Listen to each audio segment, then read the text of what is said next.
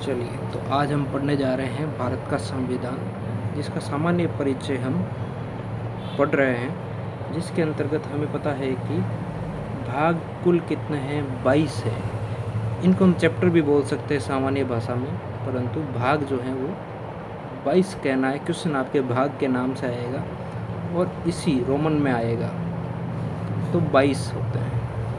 अनुच्छेद 395 पाए जाते हैं। ये अनुच्छेद जो है इन्हीं चैप्टर के अंतर्गत पाए जाते हैं। इनकी रेंज भी याद करनी है हमें कि कौन से भाग में कितने अनुच्छेद हैं, वो हम धीरे धीरे करते जाएंगे।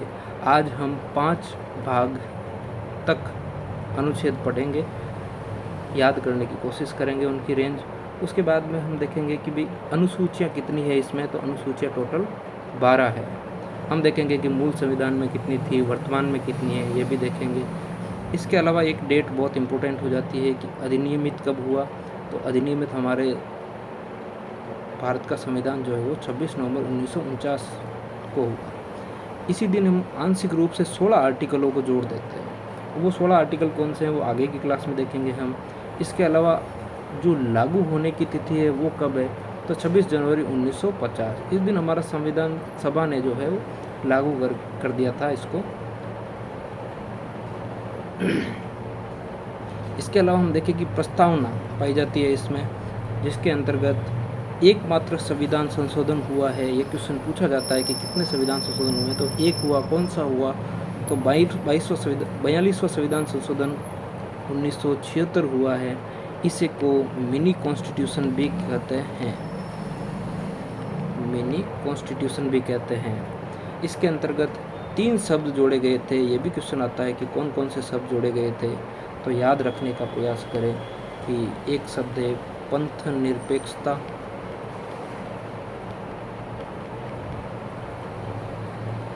दूसरा है समाजवादी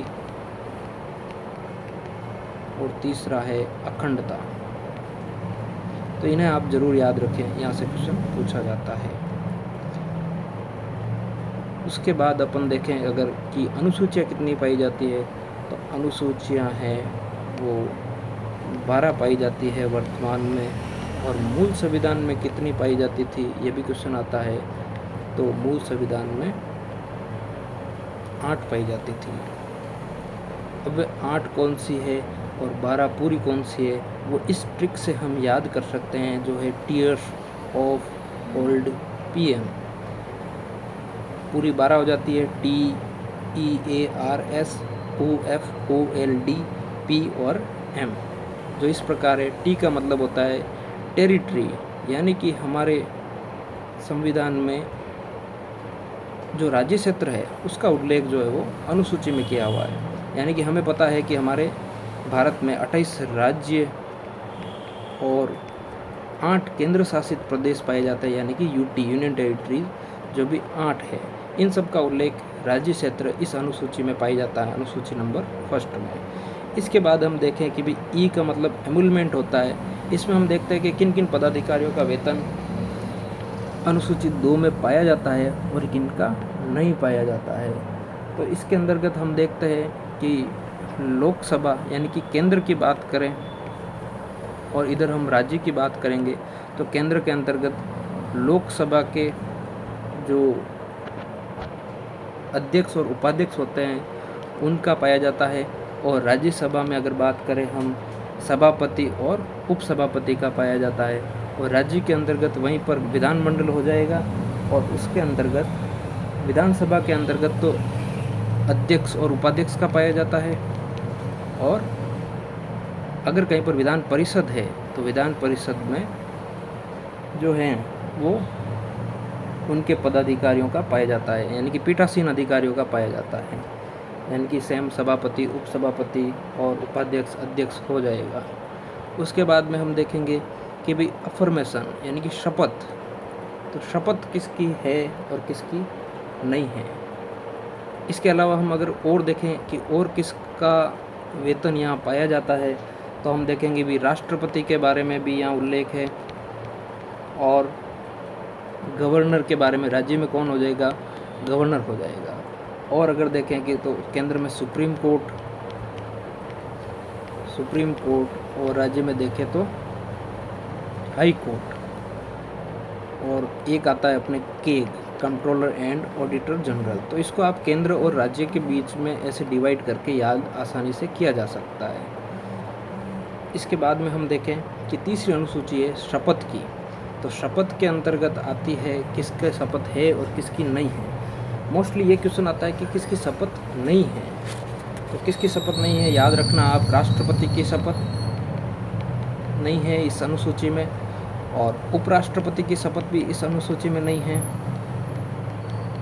और फिर आती है राज्यपाल की शपथ। तो राज्यपाल की शपथ भी इस अनुसूची में नहीं पाई जाती है। तो कहाँ पाई जाती है? तो 60 अनुच्छेद 60 में यानी कि 60 में राष्ट्रपति की शपथ, 69 में उपराष्ट्रपति की, और राज्यपाल की शपथ जो है वो 159 में पाई जाती है। ये क्वेश्चन पूछा जाता है कि किसकी शपथ अनुसूची 3 में नहीं पाई जाती है। तो ध्यान रखें इस प्रकार से राष्ट्रपति की शपथ अनुच्छेद 60, उपराष्ट्रपति की शपथ 69 और राज्यपाल की शपथ 159। अब किसकी शपथ पाई जाती है? तो ठीक उसी प्रकार से आप याद करें, केंद्र लिख देवें इधर, इधर राज्य लिख देवें और लिख देवें संसद के सदस्य यानी कि पार्लियामेंट के जो सदस्य हैं उनकी शपथ जो है वो इस अनुसूची में पाई जाती है। और इधर आप लिख सकते हैं राज्य विधानमंडल के जो सदस्य होते हैं यानी कि एमपीज जो होते हैं उनके बारे में इस अनुसूची में शपथ मिलती है। उसके बाद में देखें तो संघ के मंत्री, उनकी शपथ मिलती है। और किसकी मिलती है? राज्य के मंत्री। सुप्रीम कोर्ट के न्यायाधीश की शपथ इसमें है और हाई कोर्ट के न्यायाधीश की शपथ भी इसी अनुसूची में पाई जाती है। और भारत का controller and auditor general keg, उसकी भी शपथ इसी अनुसूची में पाई जाती है। तो अब हम आगे देख रहे हैं राज्यसभा, आर 4 राज्यसभा, यानी कि इसके अंतर्गत किस राज्य से कितने सीटों में राज्यसभा में सदस्य आएंगे वो दिया हुआ है। यानी कि राजस्थान का बात करें तो 10 सदस्य जो है वो आएंगे। 5वीं अनुसूची schedule area, S for schedule area अनुसूचित क्षेत्र है, जो कि इस प्रकार है। इसके अंतर्गत लिस्ट दी हुई है, वे शेड्यूल एरियाज आते हैं, वो याद करने की ज़रूरत नहीं है। उसके बाद में हम देखते हैं कि O for other schedule area, इसके अंतर्गत अन्य अनुसूचित क्षेत्र आता है, जिसमें 4 राज्य आते हैं, असम, मेघालय, त्रिपुरा और मिजोरम। इसको आप ऐसे याद कर सकते हैं अमे त्रिमी करके, इससे आपका क्वेश्चन गलत नहीं होगा। कई बार मिजोरम की जगह मेघालय दे देते हैं और मिजोरम की जगह मणिपुर दे देते हैं। मेघालय तो है इसमें लेकिन मिजोरम है, मणिपुर नहीं है, तो मणिपुर को कभी भी सही नहीं करना है। फेडरल स्ट्रक्चर, फेडरल स्ट्रक्चर के अंतर्गत क्या है? 3 प्रकार की सूचियाँ दी हुई है। पहली सूची संघ सूची है, जिसमें संघ को कानून बनाने की शक्ति है। दूसरी है राज्य सूची और तीसरी है समवर्ती सूची। ये 3 प्रकार की सूचियाँ इसमें पाई जाती है। उसके बाद में ऑफिशियल लैंग्वेज यानी कि राजभाषा, पूरी वर्तमान में अगर पूछे तो 22 भाषाएं हैं, 22 चैप्टर है, 22 पार्ट है और 22 भाषाएं हैं, ये याद रखना। और मूल संविधान की बात करें तो टोटल 14 भाषाएं थी, यानी कि 15, 16, 17, 18, 19, 20, 21 और 22 जो है वो संविधान संशोधन द्वारा जोड़ी गई थी। वे कौन सी भाषाएं हैं जो संविधान संशोधन द्वारा जोड़ी गई थी? तो ये भी क्वेश्चन बहुत इंपॉर्टेंट हो जाता है। तो वे याद करने के लिए हमें देखना पड़ेगा कि 15वीं भाषा जो है वो कौन सी है, 16, 17 और 18। उसके बाद में 4 और जोड़ी गई थी, 19, 20, 21 और 22। याद करने के लिए हम देख सकते हैं कि 21st कॉन्स्टिट्यूशनल अमेंडमेंट 1967 को हुआ था, जिसमें हमने सिंधी भाषा जोड़ी थी।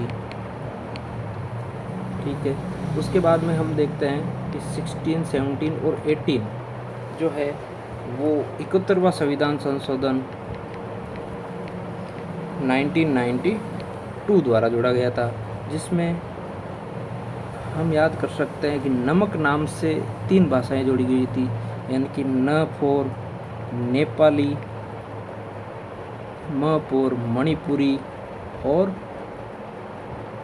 क फॉर कोंकणी। कोंकणी हो गया, मणिपुरी हो गया और नेपाली हो गया।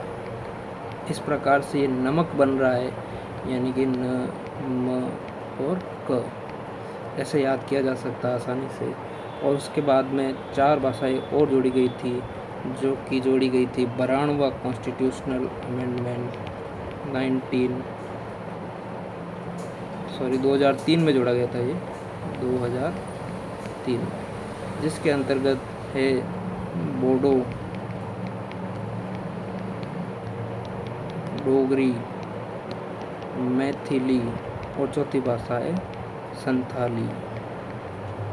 इनको बोडो, डोगरी, मैथिली, संथाली 1-2 बार पढ़ेंगे तो याद हो जाएगी। तो ये थी मूल संविधान में आने वाली अनुसूचियाँ, जो है 8 अनुसूचियों तक मूल संविधान में थी। इसके बाद में अगर हम देखें तो 9वीं है लैंड, भूमि संबंधी विधियाँ। इसमें मूल संविधान में तो ये नहीं थी, लेकिन जब पहली बार जोड़ी गई थी वो थी फर्स्ट कॉन्स्टिट्यूशनल अमेंडमेंट 1951। पहला ही संविधान संशोधन है, इसलिए ये इम्पोर्टेंट है। और इसके अंतर्गत उस टाइम धीरे धीरे कर करके बहुत अनुसूचियाँ जोड़ दी गई थी, और वर्तमान में है इसमें 282 विधियाँ हैं, भूमि संबंधित विधियाँ। इसके बारे में विस्तार में हम आगे पढ़ेंगे।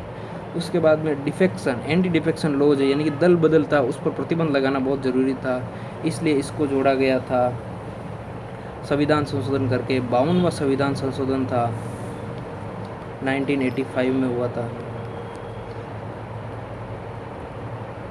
उसके बाद में पंचायती राज, ये भी बहुत इम्पोर्टेंट 11वीं अनुसूची है, जो कि 73वां संविधान संशोधन 1992 में जोड़ा गया था, 73rd 1992। यह अनुसूची को लागू जो है वो 24 अप्रैल 1993 में हुई थी ये, और इसके अंतर्गत कुल विषय हैं वो है 29। ऐसे याद रखना है कि पंचायती ज़्यादा करते हैं और नगर पालिका में कम करते हैं, तो इसके अंदर कुल विषय 18 हैं, ऐसे याद किया जा सकता है। अब है कि लास्टवीं अनुसूची M मतलब म्यूनसिपालिटी, ये कब लागू हुई और ये कब प्रवर्तन में आई, तो 74वां संविधान संशोधन था इसका, और ये भी 1992 में ही हुआ था। जो कि लागू कब हुआ था, तो 1 जून 1993 को हुआ था। अब हम देखेंगे कि एक बार पूरा अनुसूचियों को पढ़ते हैं किस प्रकार से है। तो T for territory, E for emolument, A for affirmation, R for Rajya Sabha, S for schedule area, O for other schedule area, F for federal structure और O for official language, L for land, D for defection, P for Panchayati Raj और M for municipality. अगर question आ जाए कि भाई 7वीं अनुसूची में क्या है, तो हम आसानी से अब पता कर सकते हैं TEARSOF। तो F यानी कि फेडरल स्ट्रक्चर पर हमें रुक जाना है 7 नंबर काउंट करके, तो हमारा उत्तर हो जाएगा फेडरल स्ट्रक्चर। अब हम 5 पार्ट याद करने की कोशिश करते हैं, तो वे इस प्रकार हैं कि ये 5 जो पार्ट हैं वो अधिकार हैं, एक तरह से लोगों को दिए हुए अधिकार हैं जो जनता पर लागू होते हैं। जनता पर, सामान्य पब्लिक के बारे में आते हैं। उसके अंतर्गत संघ और उसका राज्य क्षेत्र है। हमने पहली अनुसूची पढ़ी थी, वो भी इसी से संबंधित थी, यानी कि इसके साथ में हम रीड विद फर्स्ट शेड्यूल भी पढ़ सकते हैं, जिसके अंतर्गत 8 राज्य और 8 ही केंद्र शासित प्रदेश हमने हाल ही में याद किए थे। उसके बाद में है नागरिकता। तो दूसरा भाग जो है वो नागरिकता है, जो कि 5 से लेकर के 11 तक है। और तीसरा बहुत ही इम्पोर्टेंट है, जिसे भारतीय संविधान का मैग्ना कार्टा भी कहा जाता है, जो कि मौलिक अधिकार है, और वो है 12 से लेकर के 35 तक, बहुत ही इम्पोर्टेंट है, याद रखें। और चौथा है राज्य के नीति निर्देशक तत्व, जो कि कहाँ से कहाँ तक है, 36 से लेकर के 51 तक। और फिर 4A जो है वो मौलिक कर्तव्य हैं, वो है 51A है, ये 42वां संविधान संशोधन अपने को दिख रहा होगा कि भाई ए है इसमें, कैपिटल ए, तो ये 42वां संविधान संशोधन द्वारा जोड़ा गया था। और हमें पता है कि 42वां संविधान संशोधन कब हुआ था, 1976 को। तो इस प्रकार से ये 5 भाग जो हैं वो याद करने हैं। और इसका फ़ायदा ये होगा कि कहीं ना कहीं कभी न कभी जब अनुच्छेद पूछा जाता है, जैसे कि मैं पूछ लूँ कि भाई पार्ट 3 का क्वेश्चन पूछ रहा हूँ लेकिन अभी आपको याद नहीं है, तो मैं पूछ रहा हूँ कि जैसे अनुच्छेद 21 जो है वो life and liberty, personal liberty है, यानी कि जीवन जीने का अधिकार मैं पूछ लूँ तो किस में है, क्वेश्चन आ जाए आपका जीवन जीने का अधिकार किस में है। तो क्वेश्चन इस प्रकार होगा, जीवन जीने का अधिकार किस अनुच्छेद में दिया हुआ है। आपका ऑप्शन होगा अनुच्छेद 11, अनुच्छेद 36, अनुच्छेद 51 और अनुच्छेद 21। तो हम कम से कम आइडिया लगा पाएंगे कि भाई ये अपना मौलिक अधिकार है, और मौलिक अधिकार जो है वो अनुच्छेद 21 में दिया हुआ है। तो कम से कम हम आइडिया लगा करके पता कर पाएंगे कि भाई अनुच्छेद 21 में जो है वो मौलिक अधिकार है। ये रेंज याद करने का फ़ायदा होगा, कभी न कभी क्वेश्चन सही हो जाएगा। थैंक यू, आज के लिए इतना ही।